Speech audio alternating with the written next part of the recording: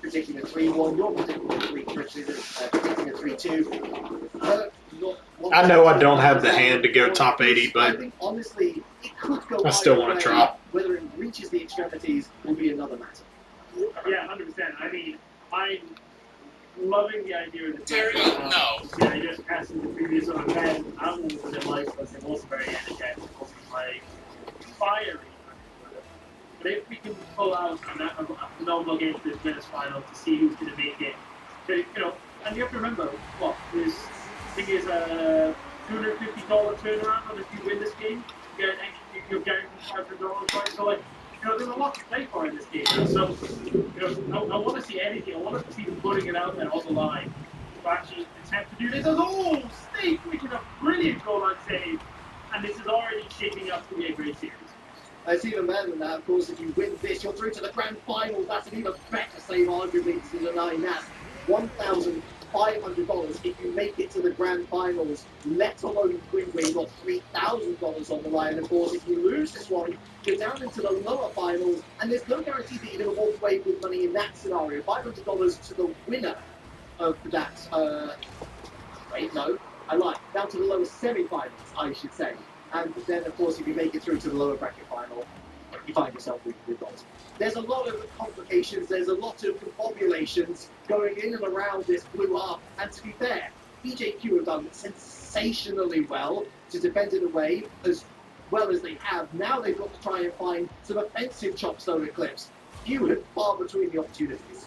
Yeah, I mean, you've got mechanical ability coming out from Tackle and Simas. State also still got that double touch in his repertoire with almost 3, I believe, all series. As Razia's hearing you talking about mechanics, you're like, here, boys, let me show you some. And he's taking it straight over Tackles, gone on, take the low down, gone back up, just dropping it away. Yeah, I don't care very much entering the Thanos complex there. It was inevitable. They were absolutely going to score. And EJQ, like I said, they did well to not concede for as long as they did. But it's not exactly a great start to this series for the blue team. Looking very much second best in every department. Nice opportunity here, but snuffed, closed down by Ivan. Moving forward. Look at Nasco, Snake on the backboard. Really sweet touch from Tekos, but a lovely recycling of the play back into the centre. Oh, beautiful interplay from I Don't Care, and it's well read ultimately by EJQ to keep us at 1-0.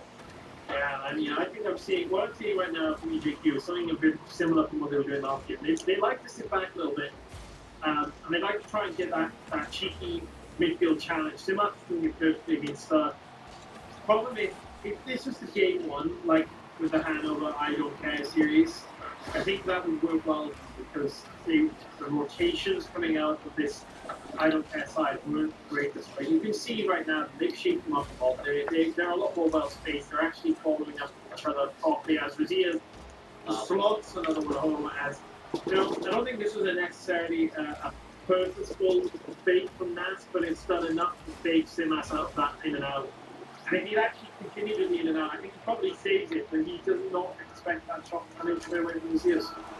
Yeah, he doesn't fully commit, does he? And starting to become a little bit of an avalanche. I Don't Care in every department on top. And EJQ are running out of ideas on the defensive front. It's arguable whether they've had many at all on the offensive. What can Tekos do here? That's a nice idea. That is actually the perfect pass in that scenario. He's safe. You've got to put it away, and he doesn't. Oh, but oh, he did it! Oh! Oh, it's got it anyway! What just happened? What just happened? Excuse me. Look, I stopped because I'm thinking, okay, that's the end. It's a demo. It opens up again. Simas hits the post, and I Don't Care implodes. I am dumbfounded by what I just witnessed. However, other than Simas picking the ball off Tekos when he's a shot, there was sparks of brilliance. That's exactly what we need to see from Simax was doing his thing, he was vibing, he was pulling the team together. Tekos was coming in to work on it, and Steak was just being that guy. He always has been that guy. He does it on everything he's been on. When he's on KC, when he was on Golden Giants, that's how he worked. And it's great to see. But Simax now and Tech need to work together to try and find some more avenues to cut through the defense of this I don't care side.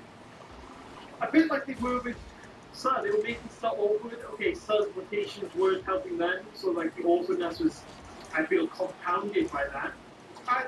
I wouldn't get to goal, but I swear that came up bit last. So he picks it up, almost in on centre circle. Is that one flick over, massive buff from Nassau to Steak.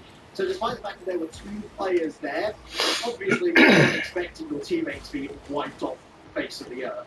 So I don't care with re-establishment of the 2-goal advantage that they enjoyed just a minute or so ago. It's a dangerous period, especially as EJQ were potentially threatening to tie things up, even though it would have been very much against the run and play. I don't care. Well, they very much do care now. That much is evident. Looking for their fourth. Will it come through Nazir? Maybe, maybe not, but it certainly will now. The net is wide. I don't really understand how he's kept it on his car. Oh! What? Alright, let me just give him Just Rocket League games. No, we just got to give him form of Brazil. You know, not only did he have luck of the play, he managed to have the flip and not make the ball go anywhere. Is clearly a master. he has completed this game right there. But you know, I don't care right now. They're just showing that extra bit of creativity. That's what really separates the ball. I do think that EGQ needs to challenge a bit more in the midfield. You know, we saw Cano really good. That I don't care. Not a fan of being challenged in the midfield. Don't like it. So you like to have that space, that time, really flow with what they like to do. And that's essentially what EJQ allowed them to do. So at the moment, I actually think you might be right. I watched this first game. I think I may have given EJQ a slightly too much credit for their winning stuff. But yeah, I mean, I don't care. We'll see it executing that game. I don't think you have to take the credit. They still have to play well to take down the serve. They just been totally curbside. Game number one. The fact that their one goal was through madness at the back, with OG, the rival OG in Rocket League Esports history. You know, they haven't scored a goal under their own steam. And I think that for me is the most worrying sign going forward. I'm right there with you. We need to see a bit more of a front line in that midfield. Hey, these players all thrive on one-on-one scenarios and having the time and space to do what they do best. Don't give them that space and time. It's obviously much harder to do for them than it is to tell them to do. 100%. But, you know, something I've got to give Simas credit for against Sir, why I thought I was going to see that again today, I say today, now, is he was challenging that midfield. He was taking the ball off and then taking it, doing something mechanical, dropping it. We haven't seen that from him yet. He isn't challenging in the midfield really. He's kind of just sitting back. But, you know, that's what we need to see. We need to see him go for it. We need to see him actually start sending it, forcing him to do something. As Garcia's now getting 100 boosts, trying to get the angle, unable to do it. And the ball popping out. Great from Simas. He has a good opportunity here now, unable to get into the ball, and that regretted that. First quarter call through JQ. Don't concede. We saw I don't care up against Hanover. A lot of the time they were getting frustrated by the fact that they couldn't score as many goals as they wanted. They were offered that in droves in game number one. It's time to mix things up, and Tekos throwing some spice downfield, but with a demo on their third on stake, it limits the opportunities right down the other end as I don't care. Lovely read from Stake to deny what would have been a certain first. Yeah, and, you know, just watching this game now, trying to see how it's going to progress, as Ivan just I was going to say something about how I think EJQ have got a chance in this game now. They've shown it a bit more. That double commit. Simas, they're not able to follow the ball up afterwards. Kind of just leaving themselves in awkward situations. They're not pushing the ball wide on these stage. They're very much just letting them drop and die into them. Ultimately, I think Simas. I was going to say, I think Simas actually readjusted really nicely there as well. It's just a shot. I mean, State was stationary for the last couple of seconds there. He knew exactly what had happened and he knew exactly what was coming his way. That being, of course, another 1-0 deficit. EJQ not helping themselves.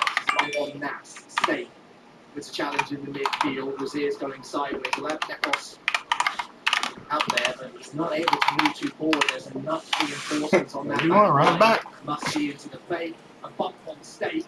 I'm going to be a poet. I didn't know.